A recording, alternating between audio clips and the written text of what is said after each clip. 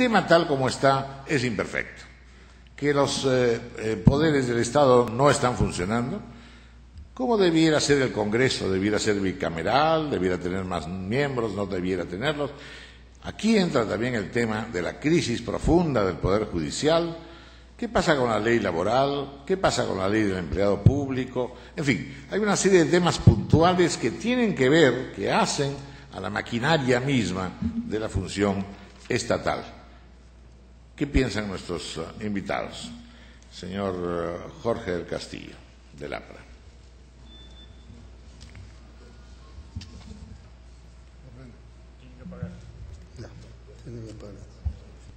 Ok. Bueno, primero una rectificación histórica. El señor Aguirre ha dicho que el APRA hizo con Fujimori la Constitución de 1993.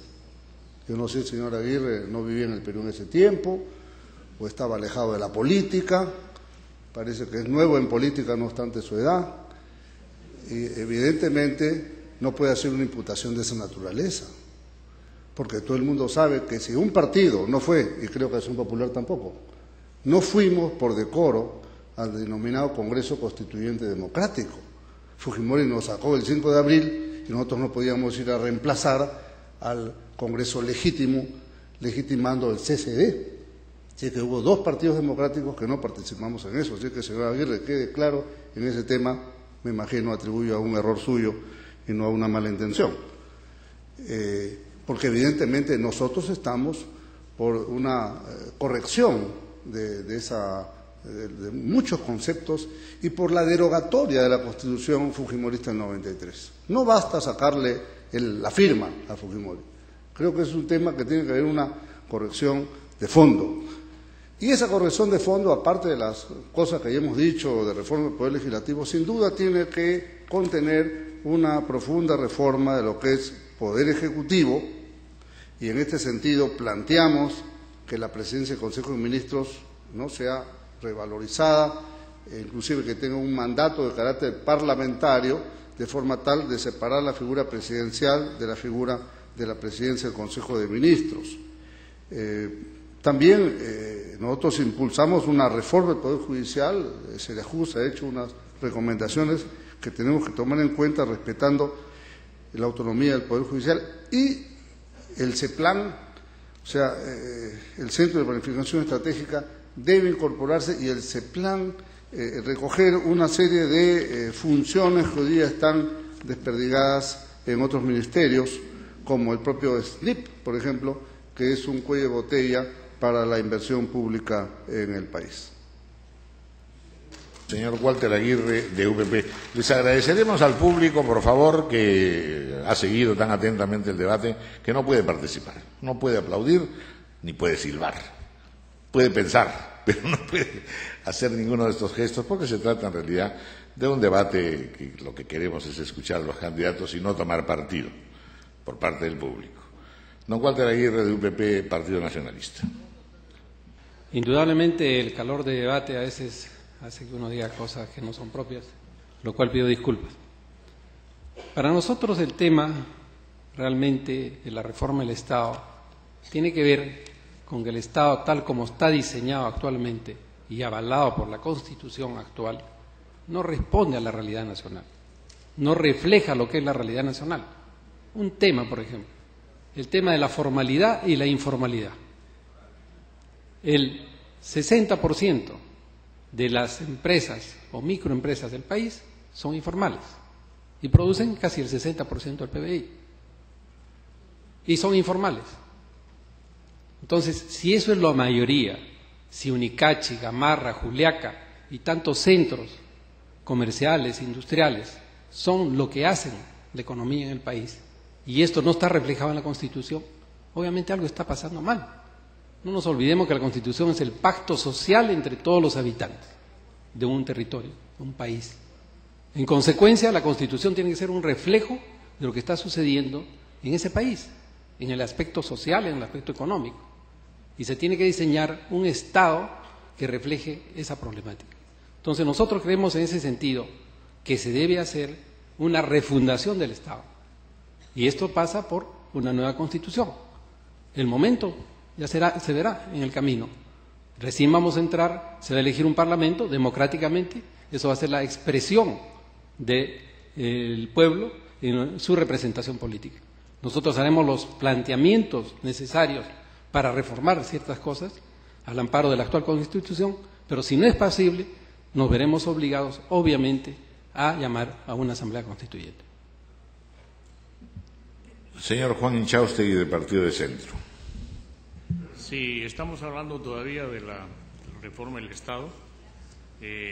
Yo quisiera replicar al señor Walter Aguirre que ese tipo de reformas o de inquietudes que legítimamente ha planteado sobre la informalidad pueden ser perfectamente bien resueltas por una modificación por los propios mecanismos de la Constitución.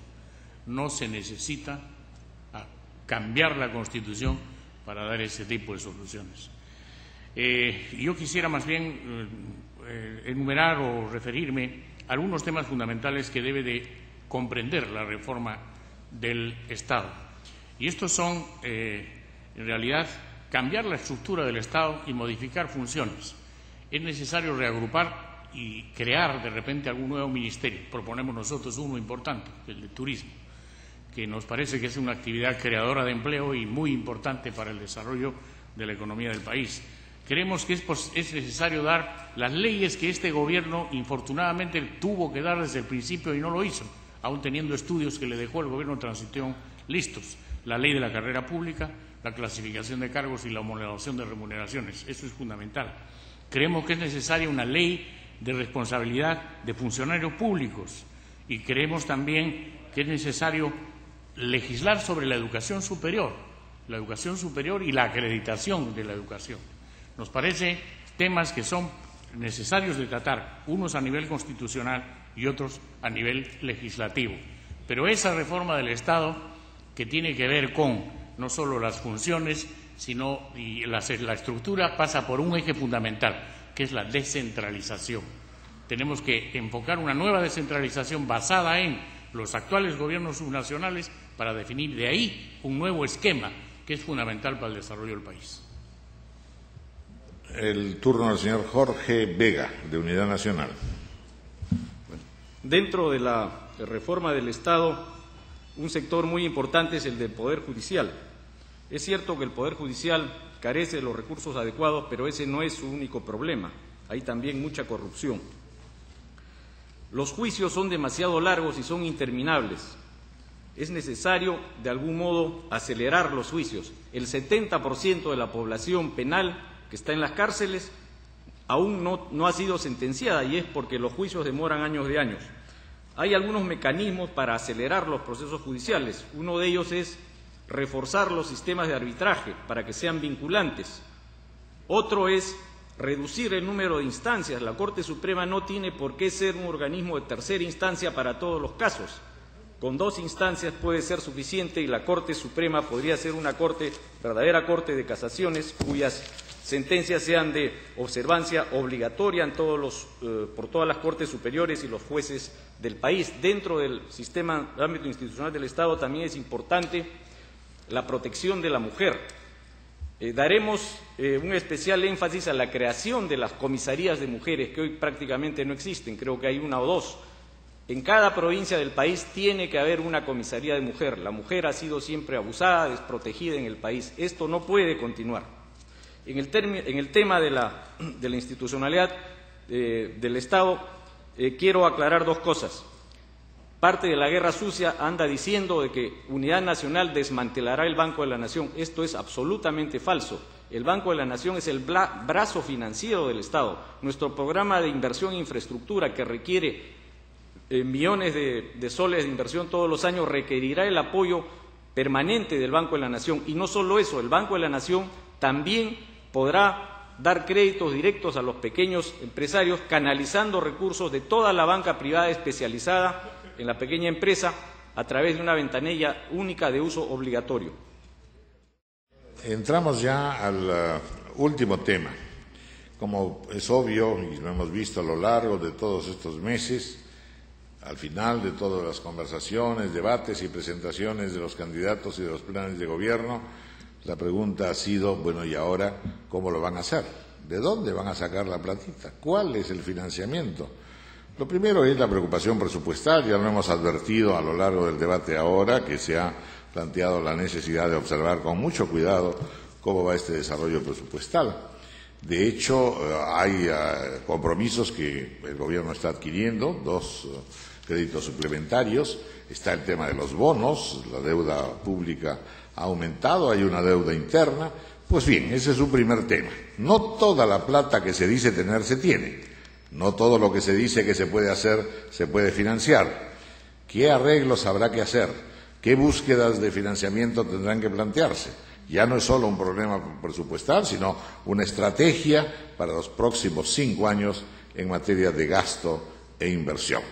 Vamos a escuchar a los señores invitados del día de hoy acerca de este tema crucial, que es el tema del realismo, ya no de la promesa, sino de la dura, difícil realidad.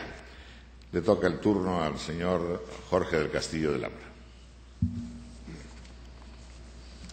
A lo que se refiere al programa de acción de acción inmediata que ha planteado el APRA en su plan de gobierno, esto implica un gasto de 1.345 millones que está financiado con las normas y medidas de austeridad que aparecen en la misma propuesta, como la reducción de sueldos, la eliminación de prefecturas, la eliminación de la publicidad estatal, que se gasta 250 millones de soles para decirnos obras que todavía ni siquiera empiezan. Otro aspecto importante en el tema presupuestal es salir del sistema rígido, funcional que existe actualmente a un sistema de un presupuesto por resultados, en que se midan los beneficios directos a la población, en que no se incurra en más gastos corrientes como está haciéndose en estos mismos momentos. Inclusive creo que hay que resolver algunas inconsistencias legales, por ejemplo, los proyectos de inversión. Está la plata en la caja, pero las regiones y municipios no tienen facultad legal para que esos recursos aplicarlos en la preinversión, o sea, en los desarrollos de proyectos y estudios.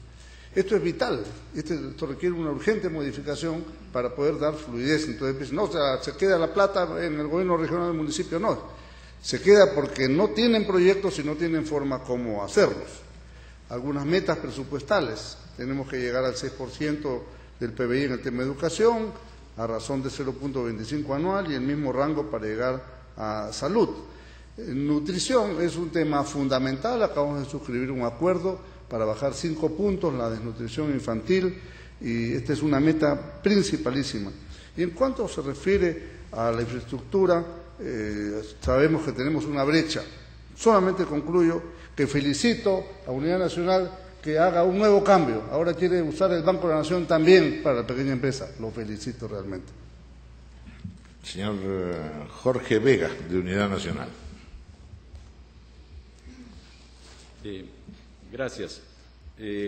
Nuestra propuesta de canalizar créditos para la pequeña empresa a través del Banco de la Nación difiere de la propuesta aprista, que se basa en recursos públicos, o sea, recursos de todos nosotros. Lo que nosotros planteamos es que los recursos que actualmente tiene el sector privado, las numerosas instituciones financieras que prestan a la pequeña empresa y que no tienen ventanillas en todas las ciudades del país, puedan utilizar las ventanillas del Banco de la Nación. No son recursos públicos. Esa es la diferencia con nuestra propuesta. Actualmente el Banco de la Nación no quiere usar esa ventanilla que es de los peruanos para que otras instituciones puedan a través de esas ventanillas prestar dinero. Hay dinero en el mercado que no llega a las pequeñas empresas porque las instituciones privadas no tienen agencias en todo el país. El Banco de la Nación sí lo tiene, y esa es una infraestructura pública, y obligatoriamente el Banco de la Nación tendrá que canalizar esos créditos para la pequeña empresa. Nuestra propuesta es una propuesta seria, estudiada. No somos un partido improvisado que se ha armado hace 3 meses y ha juntado a 4 personas para que inventen un plan de gobierno. Nosotros tenemos un análisis detallado de la realidad peruana. Nuestras propuestas de mayores gastos, mayor infraestructura, mayor presupuesto para educación, crear comisarías de mujeres, repotenciar la Policía Nacional, etcétera, todas se encuentran perfectamente